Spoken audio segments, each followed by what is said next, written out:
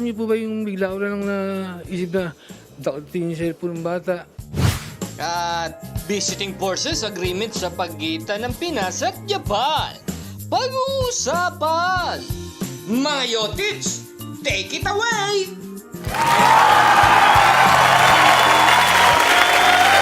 Yung review nila book para sa loob lang ng auditorium. Ha? Ganun ba talaga? Hindi ko alam. Normally kasi sa labas eh. Sino ba ang ako nyo dyan? Yung reporter namin dyan. Simon yung Guaves. reporter niya. News 5. Simon Guaves. Wala siya. Hindi na lang siya bagyo Oo, pang state visit dyan. Pang state visit na. Parang auditorium lang eh. Kaya tuloy yung honor guard, mukhang mukhang banda. Mukhang banda, yan, state visit. Pero ano sabi mo? Nga pag-uusapan ng BFA? Pag-uusapan ng BFA? Hindi po. Ikaw ba nag-voice? Ako po nag-voice, pero hindi po BFA. Binasa lang niya, Bok. Pinasa ko lang po eh. Kasi hindi mo kagabi dun sa reporter, Simon Gualvez, Parang dinadagdagan wala niyo sa yung agenda ng agenda. BFA. Oo nga. Ano raw? Wala sa agenda ng BFA. Oo, dinadagdagan nyo Sabi ko ni BBM, pag-uusapan lang yan pag binanggit ng kabila. Para kasi, I think may mga naunang balita na gusto maki-VFA ng mga before. Japanese military. Pero dito naman kasi, ina-advance yan eh. Dito pala planchado Hindi na yan. naman yan sinusurpresa eh. Tapos may mga CSW yan, may mga meetings yan Usually, before. formality lang yan pag dumalaw ka eh. Okay, backtrack tayo. Ibig sabihin niyan, bago pa man dumating si US Defense Secretary Lloyd Austin, planchado na yung 4 na bagong locations. Oo, pero hindi aminin ng gobyerno. Hindi amin. Baga ano lang, photo op na to, shaking hands na to. Sabi nga ng mga governor, wala naman tumatawag sa amin. Wala naman nagsasabi sa amin, di ba? Sabi ni... Pero hindi binabanggit yung 4 na locations, pero pinpointed na 4 siya. Yeah. So there's something, meron na. Oo. Hindi lang alam ng mga governor. Tsaka yung 4, hindi mo naman lalagay sa Tanay. Oo. Hindi mo naman lalagay sa Antipolo. Ilalagay mo dun sa malapit sa Taiwan Strait, di ba? Yung malapit sa West Philippine Sea, di ba? Yung Santa Ana, Cagayan. Meron tapos hindi naman naval airfield. hindi naman ganun karami yung meron ng infrastructure. Hindi naman yan yung magtatayo ka pa lang uli, di ba?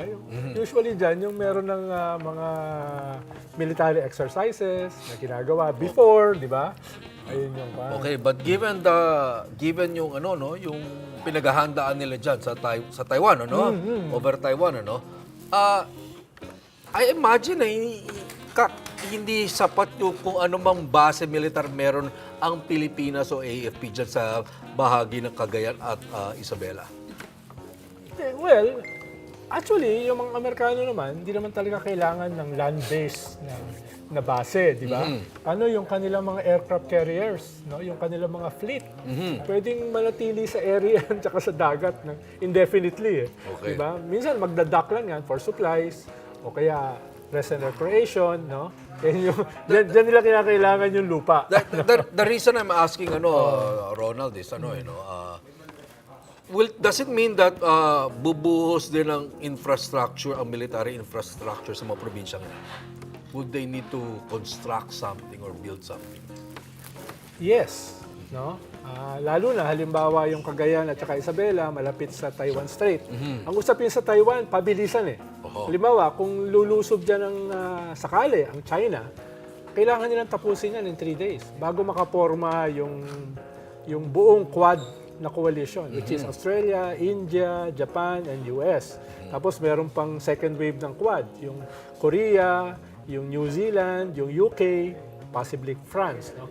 So, bago makaporma yung mga yan, dapat makuha na nila ng mabilisan. No? Ang pinakamabilis na makakaporma dyan, yung pinakamalapit, which is Japan at saka Philippines. No? Yan yung, kung meron talagang military assets dito. Okay. No? Imagine for a brief moment na ikaw pa rin ang political affairs advisor ng Pangulo. Would you advise for expanded EDCA?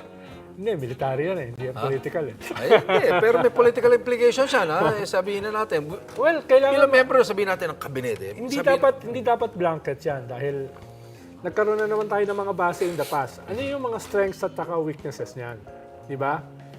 Kung hindi, baka magkaroon ng problema eh. Halimbawa, yung jurisdiction sa mga sa mga Amerikano na gagawa ng mga krimen, no? Halimbawa, yung kay Pemberton, kahit isang kaso lang 'yon, ang laki ng kwandon ng backlash, di ba? Dahil naging political yung issue, pero isang krimen lang 'yon, no? So paano kung marami pa? No? Yan yung problema sa Okinawa ng mga Amerikano. Di ba? Yan yung problema ng mga Amerikano sa South Korea. No, yung mga pala. Dapat meron na tayong maayos na proposal para maiwasan 'yan. Ikalawa, yung mga social ills. Halimbawa, yung napakaraming mga beer house, napakaraming prostitution, no. Priming the economy yan. Di ba mabuti yung para sa parang tourism yan. Yan yung magiging problema diyan, no. Yung tapos ikatlo, yung sinasabi nga ni Governor Mamba nung isang gabi, yung ating constitutional provision against nuclear weapons. Dahil ang policy ng mga Amerikano, neither confirm nor deny, no? No kung comment, ganyan pa rin no yung comment policy sila. nila, baka mag-create din yan ng political backlash, no? Baka pwede, kung meron man silang nuclear weapon, wag naman ipasok sa Cagayan. Mag-create ba yan ng political backlash? Ang naratibo dito sa expansion ng EDCA is para labanan ng China at para protektahan ng Pilipinas. Yes. Pero dalawa yan, ha? Knowing how very pro-America. Dalawa ang mga kasi yan, Pilipino. Yung isa ay isang defensive, yung isa ay offensive. Di ba? So, medyo may gray area dyan dahil ang sabi kasi natin, we renounce war. Di ba? As a foreign policy, di ba? Di ba chorba lang no? yun? Yun yung, hindi, ibig sabihin, hanggang defensive lang tayo. Hindi na tayo papasok sa isang Korean War. Di ba? Halimbawa, pag yung Isabela at saka Cagayan, mas ang tono niyan is offensive. Yan ay yung... Yan ang interpretation mo, pero Yan the yung- Americans and the Philippine government or the AFP can argue, hindi, defensive yan. Oo nga. Kaya nga sinasabi ko tono no? Yan yung paano ang target niyan is the Taiwan Strait kung sakaling lulusubin. No? Defensive. Ibig sabihin, dedepensa mo Taiwan, Yes. hindi Pilipinas. No? So ibang aspeto yan. Ibang usapin kung lulusubin is Palawan, Zambales, di ba? Yun yung no? Na hindi naman lulusubin Dahil nga ang labanan diyan yung ating AEZ Pwede Diba? naman nilang isabayan Kunwari, may gulo sa West Philippine Sea, Kaya, ibig sabihin, kailangan kung maglalagay tayo ng mga base, kailangan malinaw yung rules of the game para hindi sumabog sa mukha natin, no? Yung mga problema, na naging problema in the past. in short, payag ka, depende. Yes. Yun. Yun. Ang mahalaga yung depende. no? Depende. Yung ano It's mo, depende. yung tanong kanina kung magbubuhos ng infrastruktura. Yes, oo. Tingnan mo yung early Google Earth mo, yung Camilo Ocias sa Naval Air Station sa Santa Ana, Cagayan. Cagayan. Doon malamang ilalagay yun Pag tingnan mo sa Google Earth, parang walang kalaman-laman. Yun. So they would have to, Bok, yung tingin mo. And in EDCA, it says there naman they have full authority from Philippine government to construct, to alter. Yun. Wala tayong magagawa. Kung, Kasama yan. they're not Kasama even sa asking agreement permission yan. They're not even going to ask permission. They can just do it. And you can imagine that yun if yung mga delicate. if Yung they mga- use Cagayan, and Cagayan's the one nearest, kasi mga 500 kilometers lang yan from Kaohsiung Kaohsiung. sa Taiwan, yun ang pinakamalapit So, may imagine mo, doon talaga mag-build up. Halimbawa, pag naglagay na sila ng mga missiles, no? Sasabihin natin, teka, hindi pinag-usapan yan.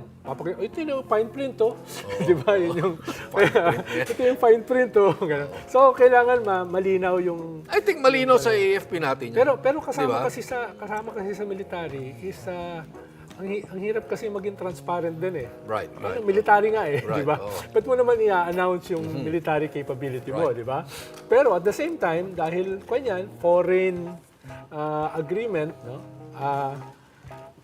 talagang merong mga gray areas diyan, Kaya nga medyo stretch ng konti. Pero yan yung binabanatan nila dito sa ICC na sinasakripisyo natin yung ating soberenya. Pag pumasa ka sa isang treaty, meron ka talagang kaunting sinusuko na bahagi, di ba? Parang sa extradition, di ba? Meron ka sinusuko na konti sa isang extradition treaty. Imbis na itatrial mo yung tao dito, Bigay mo lang sa bibigay kanila. mo sa kanila. Pwedeng Sila na sabihin mo, bahala. teka, soberenya natin, ano nangyari, di ba? So, Pero kaunti yung lang ICC, hindi na tayo member. Hindi, pero nung pumasok yung kaso, miyembro tayo eh. Oh, yun, Pinaglaban pa ni Harry Roque. Na-technical Oo. doon. Na-technical. Pumasok tayo eh, dun sa, hindi, yun, malinaw yung fine print. Doon, malinaw yun. Eto, Kaya pinagbigyan naman tayo. Halos isang taon, di ba, na tinigil yung preliminary investigation dahil parang siya nasabi, tignan nga namin kung mag-accelerate yung trial nitong mga EJK, meron bang mga malalaking tao na pwedeng kasuhan, etc. Wala naman eh. No? Doon sa libo-libong kaso, yung kay Kian lang yata yung kwanto eh. So, ang sabi ng ICC, teka, sabi nyo, may gagawin kayo. Sabi nyo, gagawin nyo, wala namang nangyari. So ngayon, nag-appeal tayo uli. Baka hindi na pagbigyan yun. No? Dahil nga, wala namang nakita ng isang taon eh, na kaunting pag-usad. At hindi yun paglabag sa soberenya. pero ano dyan? Pero may nakitang isa pang bala. Pero Ronald, kahit ano sabihin ng... Sabi nga ni Fortun, yung autopsy nga, hinihiwa yung Pero Ronald, di ba, kahit ano sabihin pa ng ICC sa bagay na yan, walang mangyayari kung walang kooperasyon yung gobyerno. Hindi. Yung administration. Depende kung... In all cases. Depende kasi kung ang sinasabi mo dito ay yung actual na pagkuha ng accused. Yes, no? oo. Paano? Meron namang political aspect yan eh. No? Yung, paano, halimbawa, di ba, hindi naman yan makakalabas ng bansa. Ikalawa, kakabahan na yan. Baka magbago yung gobyerno, baka magbago yung presidente. Ibigay siya, di ba? Mahirap din matulog ng gano'n, ha? Yung may sword of Damocles. Yung mga ganung bagay-bagay. May mga... magbago yung gobyerno. ramifications, kung tawagin. Ano ba Tagalog na Hindi naman siyang ramifications? utang US eh. Ngayon yung sa gobyerno buong rito. USA. Di ba, magbago yung gobyerno, di ba? Ibig sabihin, hindi... Ikaw ba makakatulog ka ng gabi? Sabi nga ni Manny Mugato, kung sundutin, pag nanutil yung mga Amerikano, pwede kang sundutin nun di ba? Sinundot nila yung Milosevic ba yun? No? Sinundot nila yung mga warlords sa Africa. Yung kay Milosevic sa Serbia, dahil na-try po siya ng ICC din, dahil for war crimes dun sa Serbian War, Bosnian War. Pero sinuko yun ng ng presidente ng Serbia. Nga. Sinuko. So, it would have to take that. Dapat isuko mo na ng Philippine government kung sino man na akusado. O sige, kunin nyo na to. Pero, yan ang kailangan abangan. Pero bahagi niyan, may mga threat suko niya na, imbis na may gawin kami. Yung guest natin, ipasok na natin. Ayun na pala. Naghihintay. Mukhang nakasimangot na Yun na pala si Pogi O yan, alam natin, si Professor Richard Heydarian, ang ating Mamaya, suking tatanungin ka rin namin sa geopolitical pinag-uusapan namin tungkol sa ICC, kahit iba yung topic mo. Ayun.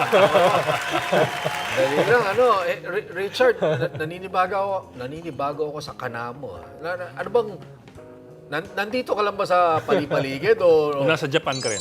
nasa Japan ka rin? Buenos dias, nandito ako sa Madrid. So, Ayun! Hindi na Bali. Iba na. Ready na kaya. Kaya pala puting-puti, Oo, ready to flamenco. Parang ganyan ba yan? Mag-DI na lang ako dito. Ayun. Baka may future tayo. Medyo. Sumasample ka eh. alam mo, kaya natin... Live show na lang tayo dyan next time. Ayun, kaya natin inimbitahan nito si paring Richard Heydarian, isang geopolitical analyst at sabihin natin analyst, okay? Para pagkwentuhan itong Trip sa Japan Japan. trip ni PBBM. Yun. Pero tingnan natin, tabi na natin yung trade siguro, tingnan natin yung aspetong security at defense. Yan. Hindi naman pala Right, kasama para sa agenda akin, yung pagdating sa Japan, ito yung pinaka... Hindi naman pala kasama yung BFA. Madaldal din dyan, kaya unahan ko kayo. Pagdating sa Japan, para sa akin, ito yung pinaka steady partner ng Pilipinas throughout the years. Kung maalala nyo, Japan lang talaga yung isang bansa na both President Aquino and President Duterte had extremely good relationship with. In fact, kung maalala natin, si President Duterte once described Japan as closer than brother, or a friend as close as brother. And Prime Minister Abe, the late Prime Minister Abe, was also the first foreign leader to visit Pilipinas noong panahon ni Pangulong Duterte when everyone was shocked and still, processing yung mga Duterte style of diplomacy, So it's a very steady relationship. And pagdating sa Japan, I've described them as a stealth superpower. Because kung titingnan mo in Japan, no, we never talked about Japan as a superpower anymore. Like, of course, 100 years ago, they were a superpower, but in the worst possible way. Lalo na But kung if you look at titingnan mo Japan, yung it's the parade third review. largest economy in the world, and it has the biggest and it has the most advanced naval forces in Asia and Blue one of the water. top 5. So by any measure, Japan is a massive force. But more importantly, actually Japan po ay top source of infrastructure investment sa buong ASEAN, hindi lang sa Pilipinas, by far, no? Walang laban ng China sa Japan. So it's really fascinating how everyone talks about US, China, US, China, US, China, but on many indicators, no? Actually, Japan is still a major player, especially pagdating dito sa Southeast Asia, pagdating dito sa Pilipinas. And in multiple surveys, Japan is either number 1 or number 2 as the most preferred external partner for the Philippines or for ASEAN countries. So whether it's the Institute for Southeast Asian Studies survey in Singapore, or if you're looking at the Pulse Asia or SW surveys here sa Pilipinas. Now, obviously, itong trip sa Japan, the timing is perfect or not so perfect for China because it comes right after yung decision ni Marcos to give expanded access, not only full implementation of EDCA, but expanded access dun sa Amerikano. And it's really instructive. Kanina I was just finalizing lang an article on this visit. And si Emmanuel Ram, no, nung dating chief of staff ni Obama, who's now the ambassador to Tokyo in Japan, ngayon pa lang, nagaganyan na siya eh. Excited na siya because he's expecting that the big security agreement will come out of this visit. Either the fine print will be out or at least there'll be a political agreement. And we're looking at the reciprocal access agreement, which could pave the way for a visiting forces agreement with Japan in the coming years or so. It might seem impossible because of constitutional issues in Japan, because of Japan's history sa Pilipinas, but nowadays impossible doesn't look so impossible anymore. I think since yung war sa Ukraine, anything is possible in the world of geopolitics. And obviously, speaking of EDCA, we're giving Americans access. Ngayon, of course, I'm not gonna disagree with what your guest said, but sabi ko nga, if titignan natin yung EDCA, medyo klaro na yung menu, but the ingredients that will go into that menu, pwede pa i-tweak ng Pilipinas. So for instance, yes, there could be bases given to Americans dun sa Cagayan or Isabela, but what about yung mga bases natin sa Mavulis or sa Fuga, na yung Mavulis nga, 140 nautical miles lang siya from southern shores of Taiwan. So sobrang lapit niyan.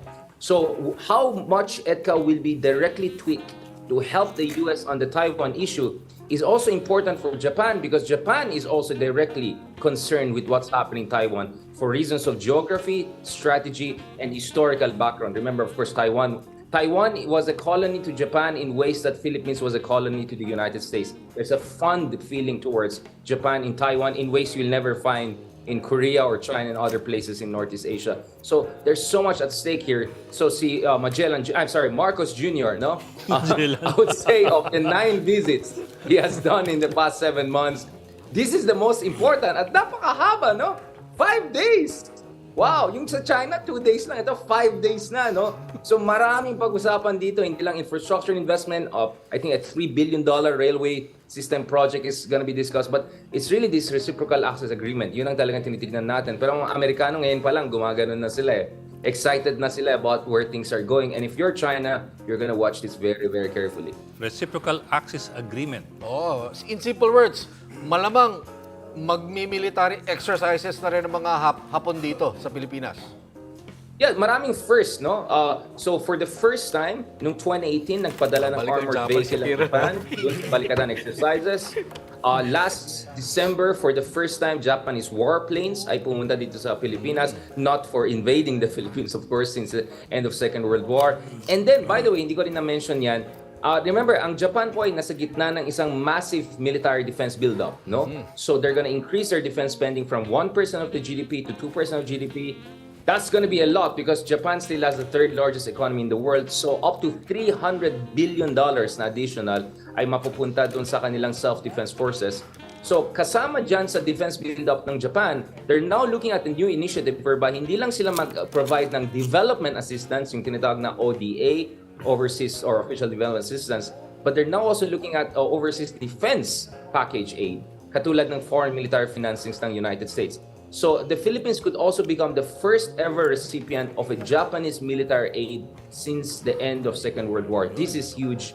This is big, and the Japanese have been giving us radar systems, surveillance aircraft, multi-role vessels, more advanced military hardware could also be in the pipelines, if not during this trip, but in the coming months and coming years. So the stakes are really, really high dito sa bisita ni Marcos Jr. Pero Prof, yung military package ng Japan, is that on the table for discussions with PBBM? O In this trip. Yes, it is.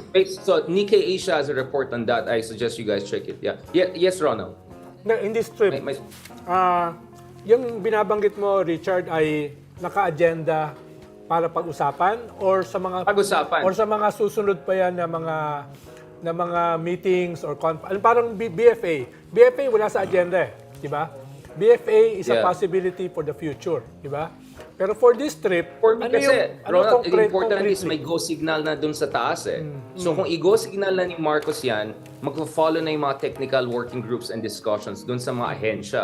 So the most important thing ngayon is mag-go signal na ni Marcos yan. And my senses we're almost there na. Yes, President Marcos himself, nakita ko dun sa video, dun sa pre-departure niya or something like that, sabi niya, hindi pa finalize lahat yung issue na reciprocal access agreement. But I think we'll more or less get to some sort of a general political go signal there, and then magpo-follow through ng DFA, DND, and other relevant agencies. At I think one indication of that is if ma-announce na rin na there will be a defense aid package, a historic defense aid package by Japan to the Philippines, because obviously bibigyan tayo ng Japan ng ganito if they feel na they got it in the bag, meaning they'll have a reciprocal access agreement. Now obviously Japan is more and more having access to Philippine facilities because of its joint exercises with the US, with Korea, etc. But if tutuloy-tuloy ito, we might have even more and more bilateral direct military exercises with Japan. And of course, ang issue rin yun, yung location. Is it going to be close to Japan, to Taiwan? No, is it going to go close to West Philippine Sea? Because on the surface, lahat yan is for humanitarian assistance and disaster relief operations. Of course, yun yung diplomatic way of putting it. But we know may direct na kinalaman ito sa China. Ating issues sa Taiwan and West Philippine Sea. You know, Richard, in the past, countries in the region, okay, talk about Indonesia, Malaysia, would in the past react with concern at any slight display of military flexing by Japan. Do you think that Japanese military exercises on Philippine soil would be a cause of concern at this point by other members of ASEAN? Yeah, well, Japan has a very special relationship with ASEAN, and actually, I was just invited to give a talk next week sa Jakarta because I was told na ito pala yung 50th anniversary of Japan-ASEAN relations. And by the way, Japan is going to push also for comprehensive strategic partnership agreement with ASEAN this year. So mabango ang Japan sa Southeast Asia. So maybe there are some folks in Southeast Asia, especially people with Chinese background, ethnic Chinese background, who are matatanda very na. eager. Nakakalala ng gera kamukha niya, no? So for instance, in Singapore, medyo, I think, yung Japan, medyo the memories are quite fresh and raw. Korea. But I think in countries like Indonesia, Vietnam, Philippines, not that much. Remember, Patrick, ang Japan po ay tumulong sa nationalist movements in Vietnam and Indonesia versus dun sa mga puti. Diba? The Indonesian independence movement got help from the Japanese against the Dutch. And in the same way in Vietnam against the French later on. And so the Japanese Imperial Japan is not remembered in the same way that is remembered in the Philippines, and most especially in China, Korea, yung Nanking Massacre and all of that. So there's higher comfort level with a more defense-oriented Japan. And let's not forget, Japan also has a 2+2 arrangement with Indonesia, kung saan defense and foreign ministers nila ay institutionalized dialogue, meron sila to coordinate things. Pilipinas rin meron yan. Hindi ako magtataka, tuloy-tuloy din ito with Vietnam. And both Philippines and Vietnam, as well as Malaysia, lahat tayo may defense aid na kinukuha sa Japan. So, I think as long as Japan is not rhetorically provocative a la Donald Trump or even a la Biden, and if as long as they don't do something too crazy, meaning, I don't know, send submarines and every time, all the day, ganon. I don't think magkakaroon ng very huge backlash against Japan in this part of the world. Feeling ko planchado na yan eh. Kasi for a very long time, in-expect natin na Japan will come back eh. Japan will come back as a normal power because hindi sila normal power dahil sa kanilang saligang batas. Yung Article 9 nila na pinagbawalan ang offensive military capability. Pero nakita natin under Abe, minasahe nila yan eh. So for instance, under the doctrine of collective self-defense, the Japanese can actually help the Philippines via the US alliance. So for instance, if you look at the doctrine, sinasabi niya na ang Japan ay pwede tumulong sa kanyang mga aliado, etc. if the welfare of the Japanese people is threatened. Napaka-vague, di ba? So this will allow, for instance, let's say, God forbid, may giyera sa Taiwan, pumasok ang mga Amerikano, damay na rin tayo, inevitably. Japan can also help the Philippines because it's also a fellow ally of the United States. No? So, collective self-defense. So, there's a way whereby indirectly and more directly, Japan can be helpful to the Philippines, even in an event of total crisis. But as we always say, Patrick, no, when you talk about war, step 10 na yan eh. Step 1 pa lang naman tayo. Dami pang pwede mangyari between step 1 and step 10. Hybrid warfare, cyber warfare, short, sharp war, economic embargo. So we have to be prepared for all of this contingency. 50 shades of threats, right? And that's why tignan natin how far Marcos will go in really making our relationship with Japan and US more robust. Pero Richard, ang gera kasi, minsan hindi siya ganun ka-predictable eh. Na may phases ka definitely, papunta sa mas mataas na level eh. Minsan nagli-leapfrog ka eh. No? Papunta dun If sa... Russia, if Russia yung harap dahil mo. But the Chinese are not like that, Ron. Parang Pandora's box. War is like a Pandora's box. Pag binuksan mo yan, hindi mo na alam kung ano yung lalabas eh. Di ba? Yan yung... Kaya nga, sabi mo kanina, no? Halimbawa, dito sa usapin ng Taiwan, no? Ay whether we like it or not, madadamay tayo. No? Ito bang ating mga agreements ay klaro yan? Halimbawa, ito kasing additional bases ng EDCA. Karamihan dyan nasa norte na eh. Which means na mas nasa context yan ng Taiwan, no? Right.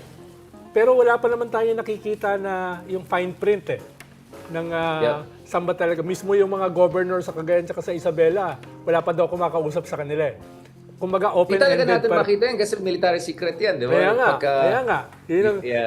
Pero, kung madodraw tayo sa isang offensive war, labas ng Pilipinas, no? Ibang usapin yun eh. Ibang usapin yung West Philippine Sea, di ba? Yung ating EEZ, yung mga Chinese islands dito. Pero ibang usapin din kung halimbawa magkaroon ng gera sa Taiwan Strait, no? Sa Taiwan, no? Kung yung ating mga bases sa Cagayan at saka sa Isabela, madro dyan, ibang usapin yan, no? Hindi yan necessarily nakasulat doon sa agreement. Di ba? Yeah, I think, Ronald, sabi mo, gray area, no? Maraming gray area dyan, even doon sa EDCA. Even if there's a fine print, how you operationalize the fine print could be also very different. Remember, Ronald, annually, we agree with our counterparts in the US kung anong mga exercises na mangyari and gaano karami. So last year, nag-agree tayo na this year, 500 yung military activities natin. 500? And yung balikatan ay maging kasi 500, from 300 to 500. Ang laki, di ba? And then yung balikatan, baka abot ng 16,000 troops from 9,000. Next year ulit, pwede natin yan. I mean, we saw that with President Duterte, di ba? Pabalik yung balikatan, wala yung balikatan. I'm not saying Marcos Jr. is the same person as President Duterte, but we have a precedence whereby pwede mo mamasahe, pwede mo i-dribble, pwede mo i-adjust how you implement EDCAS. Because, of course, ang isang malaking bagay na hindi pa natin nakita talaga fully is ano magiging talagang response ng China? Is China gonna later tell BBM na, ganito pare, kung talagang tuloy-tuloy ka sa mga Hapon at saka Amerikano, di talaga mangyari mo invest. Or worse, pwede ka naman iipitin dyan sa West Philippine Sea. O anong gagawin mo ngayon, di ba? So, let's see also what will Marcos do, no? Is he gonna adjust, walk it back, walk it front? Is he gonna go Tatay Digong style? So, for me, di pa tapos ang drama. We entered a new chapter, a new crazy, interesting, fascinating, scary chapter. But this chapter, the script is still being written. Kasi parang game theory yan eh. What happens with us depends on what China will do. What China will do also depends on what Japan and US and everyone will do. So it's a very dynamic picture as far as that's concerned. But the last point, Ronald, I feel that kailangan sa Taiwan yung expansion ng EDCA. Sorry, Patrick, about that. But let's not forget, for China, related ang West Philippine Sea at Taiwan. Remember, ang Taiwan po ay andun rin yung West Philippine Sea. So if China dominates the West Philippine Sea, it can dominate the western flank, no, of Taiwan. Will make it even harder for the United States to help Taiwan. So for me, yes, in a way they're separate, but maybe for China they're not that separate. So what China does in the West Philippine Sea, may kinalaman din ito sa Taiwan. Let's not forget, makakatabi lang yan, konektado lahat yan, in Bashi Strait, Luzon Strait, West Philippine Sea, all of that. and East China Sea. That's why Japan din, damay din sila dito. They're worried about the West Philippines in Taiwan because apektado din yung kanilang interest sa Senkaku, Diaoyu Islands, not to mention Okinawa and the rest. So, very related yan. Di ba ang tawag dyan, first island chain? So, all of these areas are covered by first island chain. And we know China has a first island chain strategy and they want to dominate the whole area. So, Yes, pero operation- sinasabi ko lang, Richard, ibang usapin kasi kung papasok ka sa isang gera defending Taiwan, no? Yung Pilipinas, I'm not talking about the US, no? Paano yung US, tinapos na nila yung Right. kanilang strategic ambiguity, eh. Nagsalita na si Biden that we will defend Taiwan militarily. Tayo, hindi pa tayo wala pa tayong sinasabing ganyan, di ba? Sa ngayon, theoretically, ang ating policy sa Taiwan is one China policy pa rin. Theoretically, yun yung ating kwan. Unlike Biden, wala naman tayong sinasabi na we will defend Taiwan militarily. No? No. That's not the issue. No? Even sa, I think, So, ang tanong ko, Ronald, ang issue dito is, will we go bibigyan to... naman natin ng access to Amerikano sa Halimbawa, nilusob ng China ang Taiwan. Will we defend Taiwan? Paano dun? We will just allow the Americans to have access to our bases to conduct their defensive operations. I think it's really just that. Hindi tayo magpapadala ng troops sa Taiwan. Hindi ganun kasimple yun, ha? It's like Vietnam, I guess. no? This Obviously, brings may us- risk yan. Siyempre, lulusugin ka rin ng China. I know that. But you see, I guess, it's Tito Ronald, different it brings us to say back we will actively defend Taiwan. to the Vietnam War. Yeah. Clark and Subic were forward bases to the Vietnam War. Yeah. But we had no participation in the Vietnam War. Oh, pero ibang... Pero sa ibang Korea, kwan yun. nagpadala tayo ng troops, di ba? Oh, nagpadala tayo ng Engineering, troops. engineering, Ramos. but not combatant. Let me face Marcos it this way. Sr. resisted sending combatants to Troops the sa Vietnam War. Yeah, Diba? exactly. Pero Prof, ganito. Correct.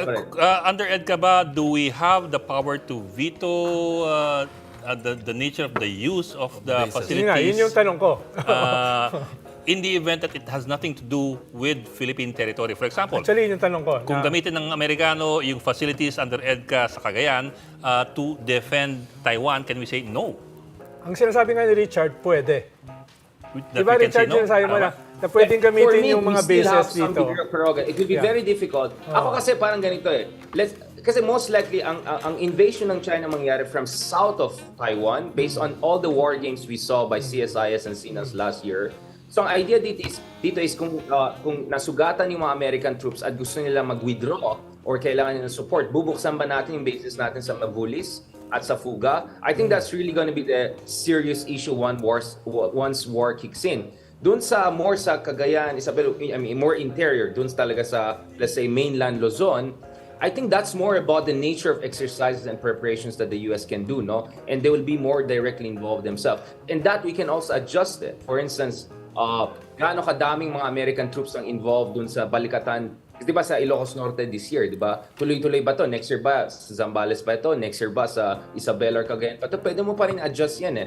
But I also see the point that if you're China, all of this is bad news for them and they're gonna be very very angry about this, di ba? Kasi yung response ng China very strong dun sa EDCA expansion plan vis-a-vis dun sa pagkikita ni Kamal Harris sa Palawan, medyo tempered pa. So, I want to go they're back to angry. that statement of China that followed yung announcement of new EDCA sites.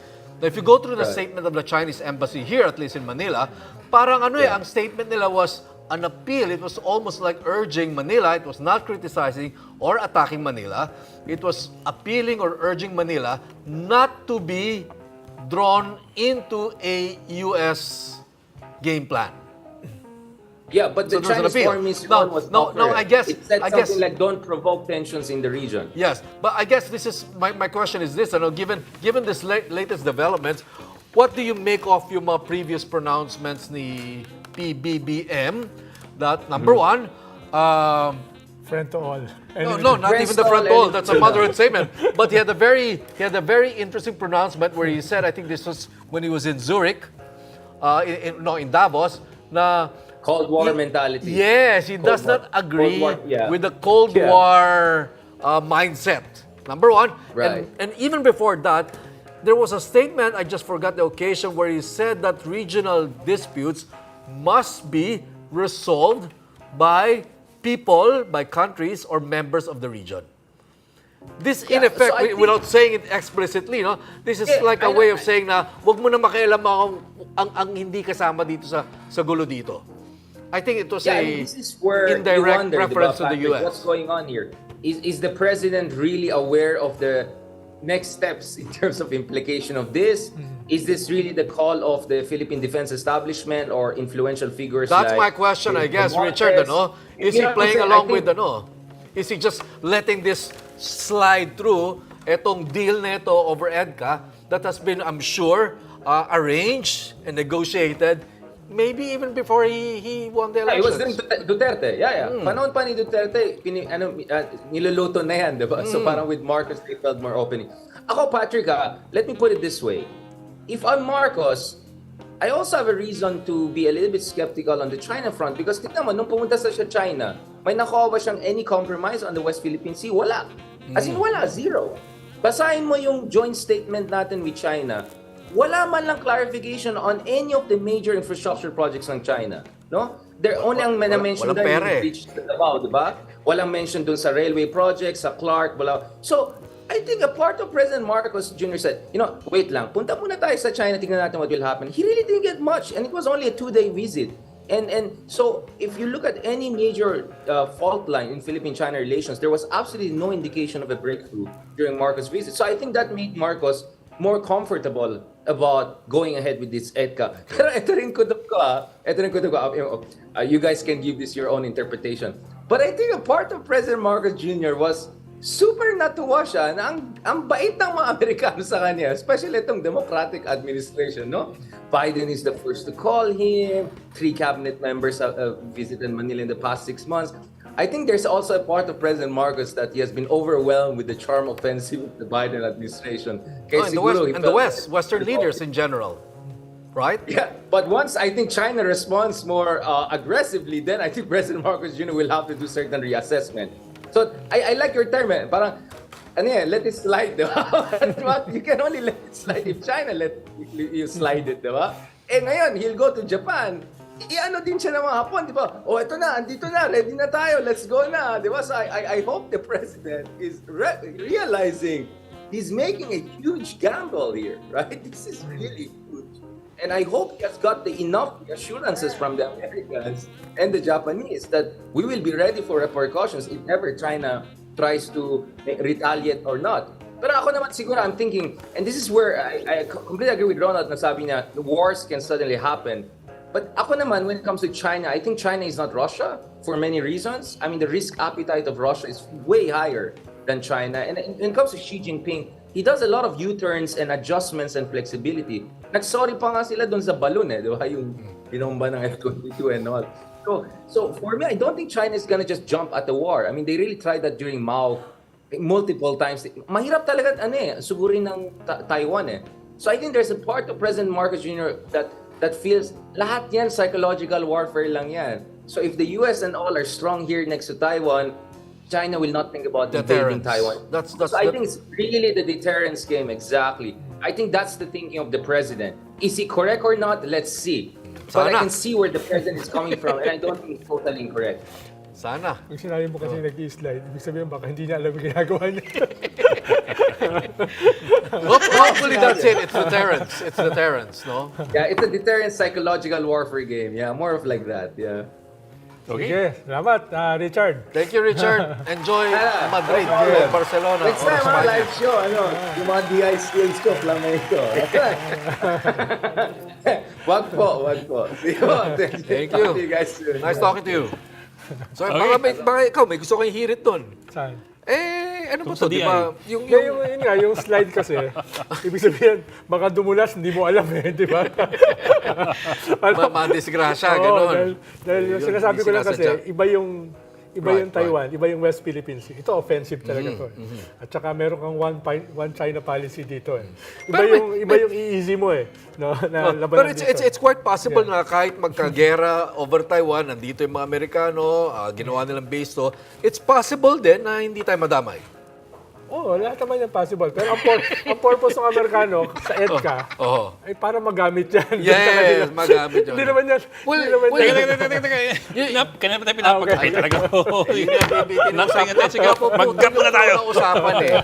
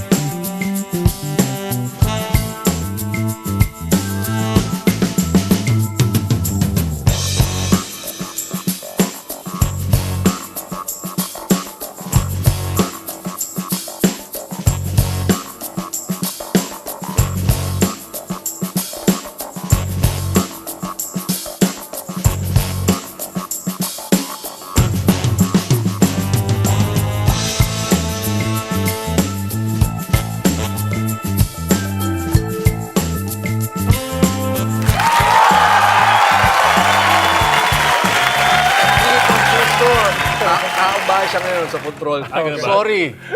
Pass mo na kami doon sa pag-uusapan yung yung Snatcher. Yung snatcher ng pamasahe.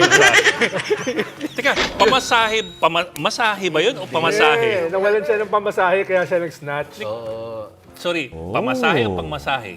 Pangmasahe. Pangpasahe sa sasakyan. O hindi pangmasahe. Hindi pangmasahe.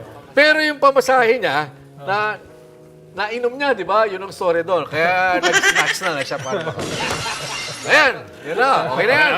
Balik tayo sa usapan natin. Kung tanong nga kanina, parang hindi malinaw kung pwede ba nating i-veto ang use ng facilities under EDCA kung gagamitin ito para sa bagay na hindi tayo kasali. For example, in defense of Taiwan, can the Americans use the facilities under EDCA in defending Taiwan? Pero di ba yung EDCA within the general framework pa rin kasi yan ng visiting forces eh. VFA. Hindi naman yan, wala naman tayong base militar dito, yung mga dayuhan.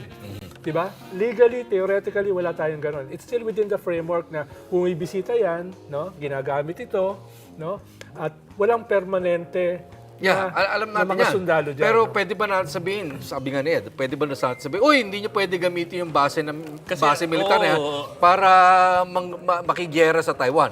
Kasi sa teksto, for example, ng VFA, dahil yung pagpasok pa rin nila rito, ay hindi naman sila pwedeng... Hindi, pinapasok natin. Hindi, pero yung papasukin mo, limited yan eh. Hindi ka naman magpapasok ng isang buong army dito eh. May ganun ba? Pero Walang limit yan. Cycle yan eh. Within the visiting forces agreement, cycle yan. May pupuntang ganito, may aalis. pero walang nakalagay na limitations as to how many or Oo, volume. pwede. May 50,000 na pupunta, may 50,000 Nakalagay na lang, alis. temporary. Oo, Temporary. revolving. Revolving. At the same time, dun sa teksto ng EDCA, wala tayong control dun sa kanilang training, deployment, kung saan sila refueling, pupunta. construction. Dahil wala namang permanent bases dito yung Amerikano, wala namang silang permanent troops na nandito, pwede mo i-control yung pumapasok dito. No? Pwede mo, hindi naman pwedeng papasok yung 50,000 tapos papasukin mo na lang, no? Ibig sabihin, pwede mong pigilan yun. Pwede mong pigilan. I suppose, conceptually pwede, pero... Pwede mo pigilan. Oo. Pero I guess ang tanong ni... Ano, hihingi If it boils down to, ano na pagkasundo lahat yan natin? may visa. May visa ba? Wala bang visa yan? Hindi tayo Sabagay, nagtitimpan ng Amerikano yan eh. Amerikano yan. China nga pala may visa. No?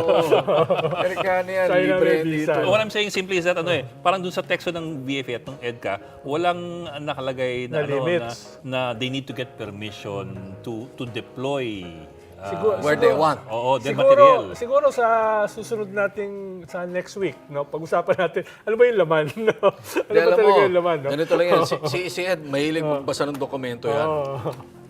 Ed, may nabasa kang may limit. Yung nga hinahanap ko eh. May nabasa kang limit. Wala. Ayun na yun, walang limit. Walang limit. Tsaka yun nga, walang nakalagay doon na kailangan ng paalam para sila'y gumalaw. Pero yan kasi yung kaibahan ng Subic at saka Clark base dati. Dati yun, meron talagang malinaw na ito ay base militar ng Amerikano, di ba? Ito ay bumibisita lang sila eh. At dahil bumibisita ka lang, subject ka pa rin sa rules ng bansa. Di ba? Yun yung general principle ng BFA. No? Hindi ito Clark at saka Subic katulad noon. Pero no? ba't hindi malino sa teksto yun? Actually, Ronald, sorry panahon nyo pinirmahan kasi ito eh. Hindi, yung BFA dati pa yun eh. Pero itong EDCA, panahon nyo pinirmahan to eh. Oo nga, kaya sinasabi ko, within the spirit ng BFA yan eh. Oo. Within the spirit ng BFA, hindi yan Clark at saka Subic base eh. So yung Clark at saka Subic we base, know. may In talaga fact, yan come to think of it, parang nautakan tayo, di ba? dun sa Kasi sa Clark at Subic, May renta. may renta. Ito, libre. Kaya nga, Libre gamit. visiting lang yan at mutual defense yan eh. Kaya nga sinasabi ko, iba yung Taiwan eh. Pero Offensive yun eh. parang ang tanda ko rin may bahagi ng... Parang as a policy, constitutional yan eh. Hindi naman tayo pupunta sa gera para sa ibang bansa. I know. In 2014, when this was signed, when this agreement was signed, I think it was clearly the circumstances and context was different back then. 2014, may problema tayo sa China sa Scarborough Shoal. So gusto natin to. Pero syempre, fast forward to 2022, iba na yung problema ngayon. Hindi, Kay Taiwan. kaya nga In sinasabi ko, 2014, walang ganung problema na Taiwan. So, Kaya nga sinasabi I ko, guess, balikan, nagbabago. puntahan natin yung yung dokumento. No? Dahil definitely, yan ay within the BFA framework pa rin. It is a visiting process. Hindi siya Clark tsaka Subic. But if only for the concept of visiting, They're visiting temporary. here to go to Taiwan. Pwede ba yan? Temporary. Also, what if they say we're visiting here so we can Go to Taiwan. Well, yeah, we can deploy there. Or We're not staying here. This is a transit point. R&R lang, konting good time bago sumabak sa gera. Yan yung clearly na lalabagin mo na yung sovereignty ng bansa. Bakit? Kung idadamay mo yung bansa sa isang foreign war. Halimbawa sa Taiwan Strait. Bakit? May mutual defense agreement tayo. Diyan tayo yari with the US. Na pag nasa gera sila, Oo. obligado tayong... Oo, di ba ganun lang? obligado. Sabi nga ng US dati, Di ba? kung yan, may gray area. Si US nga mismo nagsabi, di ba? Nagbago na rin tono nila eh. sila mismo nagsabi Pero na, nagbago na rin tono nila eh. hindi sila obligado na tulungan tayo kung merong gera. Sila mismo nagsabi nun eh. Di ba? Yun ang sinabi nila. Nagbago na rin. Sabi nila, pag inatake yung Philippine ship dyan sa West Philippine Sea, press back sila. Pero as a policy, whether yan ay nandun nga sa MDT, sa Mutual Defense Treaty, is another thing. No? Is another thing. No?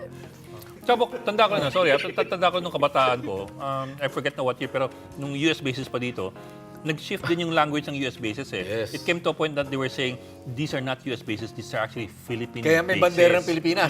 Di ba? May dramang ganun. Pangalawa, may bandera ng Pilipinas, may bandera ng Amerika. And I know, parang that sounds ridiculous, pero that's how it was being played out, and that's how they were. Pangalawa, they were saying this is not rental because we're not renting the bases. This is assistance. I remember that eh. Binabago lang nila yung negosyo. Yan yung sinasabi ni Richard na minamasahe lang yan eh. Pero sa bottom line, So, malilig ulit sa pamasahe. pero ang kaibahan kasi yun, bottom line, meron talagang treaty yun. No, it's a treaty eh, no? Dun sa kwan. At talagang nagbabayad sila. Nagbabayad sila. Oy, book lang yun dito, hindi mo mabasa. Matatanda ng mga kasama ko eh. Kayang pa yan. Kagabi kasi hindi tayo nakapagbati eh. Ronald, ka muna. Batiin ng masarap! Alvin Pingol, Joseph Pamintuan, James Petalio, Larry Arellano, Feliciano Patulot, Rodena Hernandez. Yes, taga-sangka dahil wala si Joby. Reynaldo Isaga, Antipolo City. Si Jonarca 001, taga Taytay Rizal. Sherwin Sator Tiongco, taga Davao del Norte. Vic Evangelista, kababayan ko sa Parañaque. At si Adrian Cabaras, taga Cabuyao, Laguna. Happy birthday! Sino may birthday sa Kapapansit? Si belated happy birthday kina Carla Moncada at Shalom Atienza. Happy birthday din kay Dr. Benoit Jefferson Mapa. Sino magbe-birthday sa Sabado? Kuya Moe! Saka si Lord! Oh! Kalimutan mo na? Fiesta ng Lourdes. Dapat Lourdes yung pangalan mo. Kaya pala Lord, no? Patrick. Hoy, gusto ko gabi-gabi.